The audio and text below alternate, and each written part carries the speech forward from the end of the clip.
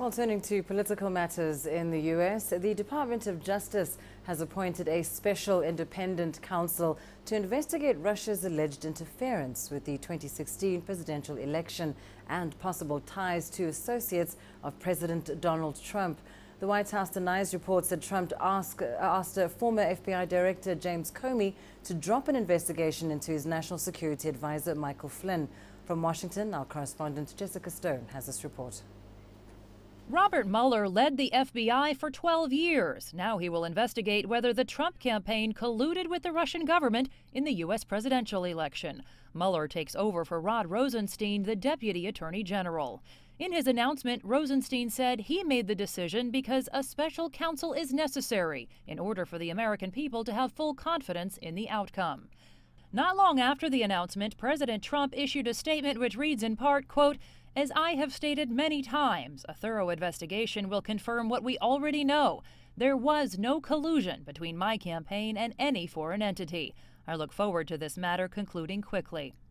The move to name a special counsel comes after growing calls for an independent prosecutor, even from members of the president's own party. I think it's time that we do whatever is necessary, that when this is over, we give the American people the confidence that justice, either way it goes, has been served. And I think we're getting to a point where this has become too political. We need to get to the bottom of it. And on the kind of broader question that people have asked about where does this all lead, I think that we ought to keep our focus on finding out the facts. Lawmakers are also asking fired FBI Director James Comey to provide records of his conversations with President Trump.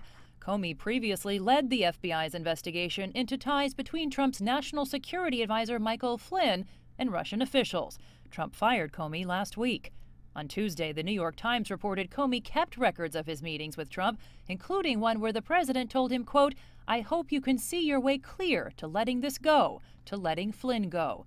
A White House spokesman says Comey's account is not accurate. At the same time, Trump is preparing to leave for his first foreign trip on Friday. He travels to the Middle East and the NATO and G7 summits. And according to a senior administration official, Trump is willing to take the U.S. out of the NATO alliance if there isn't better burden sharing. The White House has also determined that the Paris climate deal is not legally binding and plans to change its commitments if it stays in at all. And at this point, Trump is also open to expanding the Group of 7 economic meetings to include both Russia and China. But the real question now looming is whether he can leave his domestic problems behind. Jessica Stone, CGTN, Washington.